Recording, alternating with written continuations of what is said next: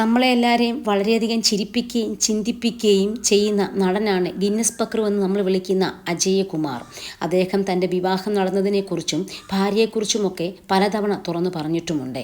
ഭാര്യയായ ഗായത്രിയെ കണ്ടുപിടിച്ചതിനെക്കുറിച്ചും വിവാഹം ഉറപ്പിച്ചത് എങ്ങനെയെന്നും തുറന്നു പറയുകയാണ് താരം ഇപ്പോൾ.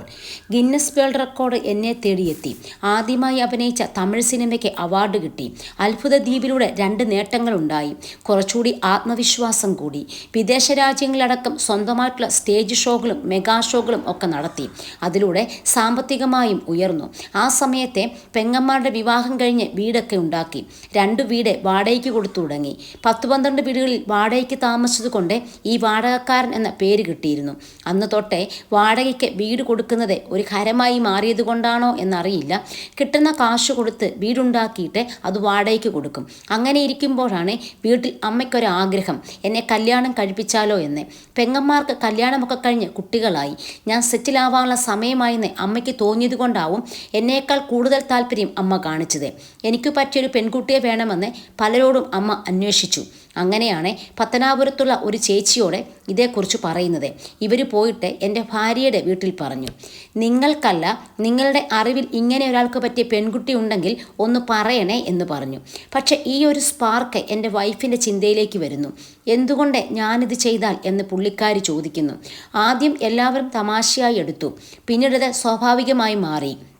എല്ലാവരും കളിയാക്കിയപ്പോൾ പുള്ളിക്കാരി അത് സ്ട്രോങ് ആയി എടുത്തു. ഇത് തമാശയല്ലെന്നും തീരുമാനമെടുക്കുമ്പോൾ ആലോചിക്കണമെന്നും പിന്നീട് ബുദ്ധിമുട്ട് ആവരുതെന്നും വീട്ടുകാർ മുന്നറിയിപ്പ് കൊടുത്തു.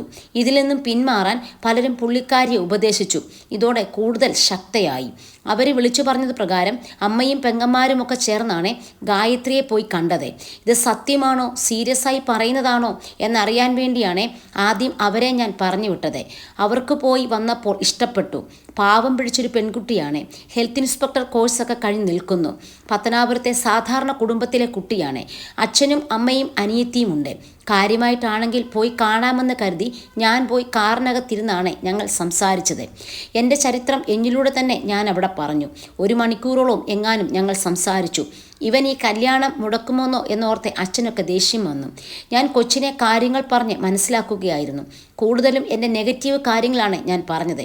പോസിറ്റീവായിട്ടുള്ളത് അവിടെ നിൽക്കട്ടെ. നെഗറ്റീവായ കാര്യങ്ങൾ പറയുമ്പോൾ ഇനി പോവുകയാണെങ്കിൽ പോയിക്കോട്ടെ എന്ന് കരുതിയാണ് ഞാൻ സംസാരിച്ചത്. പുള്ളിക്കാരിക്ക് ആ സംസാരം എന്തോ ഇഷ്ടപ്പെട്ടു. അങ്ങനെ പെട്ടെന്ന് തന്നെ കല്യാണം നടന്നു.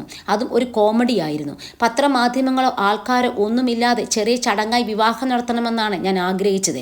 അതുകൊണ്ട് തന്നെ എല്ലാവരെയും അറിയിച്ചുള്ള കല്യാണം ആയിരുന്നില്ല. വിവാഹശേഷം ഒരു ചടങ്ങ് വെക്കാം എന്നാണ് കരുതിയത്.